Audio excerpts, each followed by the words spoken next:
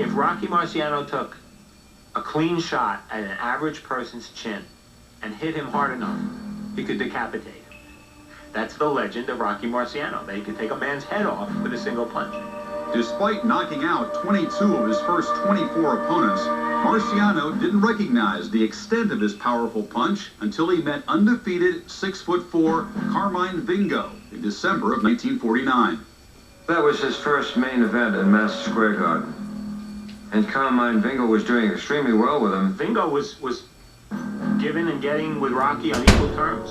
And then in the fourth round, Rocky broke through, knocked Vingo down. Vingo was finally counted out, and he was hurt badly. He was taken to the hospital.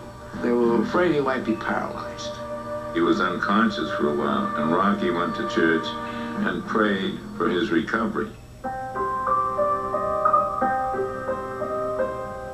Marciano donated $2,500 to care for Vingo. Rocky spent a great deal of time right at the hospital with Carmine. He knew that Carmine would no longer be able to resume his boxing career. Marciano didn't fight for 3 or 4 months. He wasn't going to fight. He was so upset about it. And Carmine Vingo's family convinced Marciano that he should fight. With the retired Vingo in attendance, Marciano married Barbara Cousins on December 31st, 1950, and left on a honeymoon cut short by Al Weil, who reminded Marciano that boxing came before love. Hold tight to your chairs now and be ready to duck, for this is punching in capital letters. There was much more to Rocky Marciano than people knew about because he had his own technique, his own way of tearing you up in close. Rocky's style, his awkwardness, largely worked for him in many fights. Fighters never knew where the punches were coming from, how low they were coming from, because Rocky dipped, how wide they were coming from, whether Rocky was going to lead or counter. You look at the film of the way he knocked out Harry Kid Matthews, the way he feinted a right hand and then threw a double left hook. And down goes Matthews. It was a brilliant, tactical conclusion to a fight. Matthews said, I felt good in the first round. He said, the second round was all over. He said, my God, could he punch? On October 26, 1951, Marciano was matched against an over-the-hill 30X champ he once idolized. Brockton Arena had amateur boxing. Joe was going to be the referee.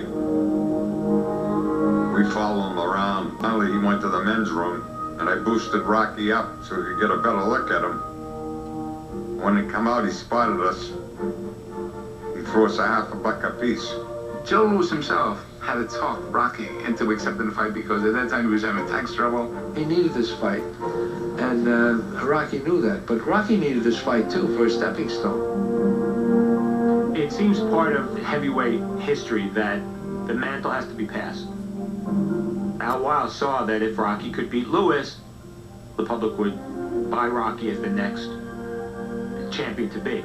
I remember looking up at Rocky and I said, Rocky, you're going to be fighting Joe Louis. How do you think you're going to be doing against him? And he cut me short and he said, don't you ever quit my ability. I will beat Joe Louis and I will beat any fighter that I ever fight.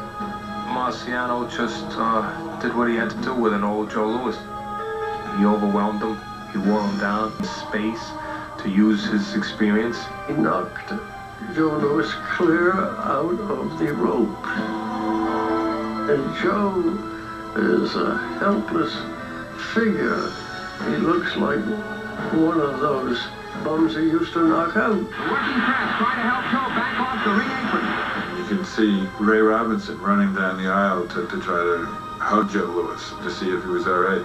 Afterwards, you could almost feel all the kind of the power draining out of Marciano. There's always the sense of him saying, I'm sorry, Joe. It was a very moment for America. Not just Rocky Marciano, but this was the most beloved ring champion in history.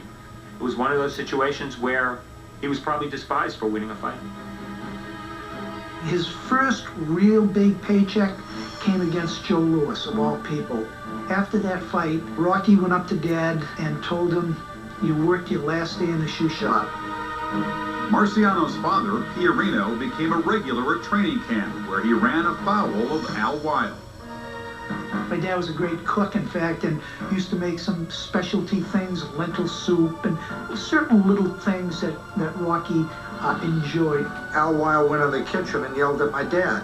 He said, "Pop, you know, we didn't hire you to be the chef." Rocky walked into the kitchen. He said, "Don't you ever talk to my dad like that again. Don't butt in." This was not the first nor the last conflict between Marciano and his manager. Money and control were the real issues beneath their rancor. Al Weil many a times would take an extra 100 tickets from the promoter and go out and sell them before the fight. And That was definitely 50% of all of Rocky's earnings. When they went out of town, Al Weil would take the big suite, and before the press came in, Rocky would be called down as if he were living there. And if he didn't like something that Rocky had done or said, Weil would haul off and slap him hard right across the face. Marciano's fury was saved for the ring. After winning the title from Walcott on that surprise punch in the 13th round in 1952, Rocky removed any doubts of his legitimacy when he dispatched Jersey Joe in the first round of their rematch 8 months later. At the height of his championship days, the U.S. testing company was contracted to test the power in Marciano's punch.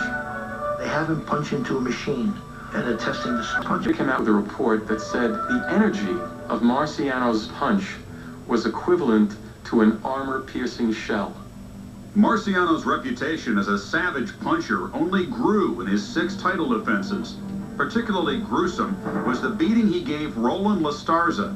After nearly losing to Lastarza in a split decision before he was champion, Marciano pounded him mercilessly in a 1953 rematch.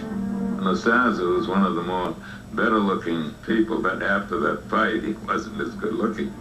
Rocky took the approach, I'm just going to hit him and hit him and hit him and break him down. Rocky just chopped him up. He would hit Roland on the arms and break his blood vessels. Marciano held him up in the 3rd round, held him up in the 6th round, held him up in the 8th round. He demolished him. And Marciano was sorry later. He said, "Gee, did I hurt him?" I said, "I guess you did." With his 11th round TKO of Lastarza, Marciano earned his 45th victory. His record had been achieved without the intervention of Frankie Carbo.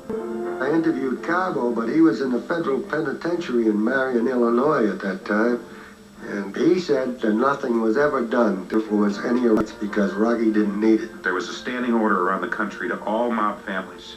Rocky stays clean. There's no hanky-panky. He doesn't throw a fight and lose the title so he can come back and win it again. He's the image of the Italian-American in America, and nobody mess with him or you're going to have to mess with me. I think there's a lot of false mythology about Marciano that maybe sticks to him because he's an Italian-American. Marciano was a up-and-up guy who knew gangsters, but was not controlled by them the way Jake LaMotta was or other fighters. They wanted to do a lot for Rocky just to be near him, and he accepted that. He loved to have 6 suits all made up for him and didn't have to pay for them. Although these mafia and mob people loved Rocky, he didn't necessarily have that sense of danger that was around him. That in order to live a full, rich life, you had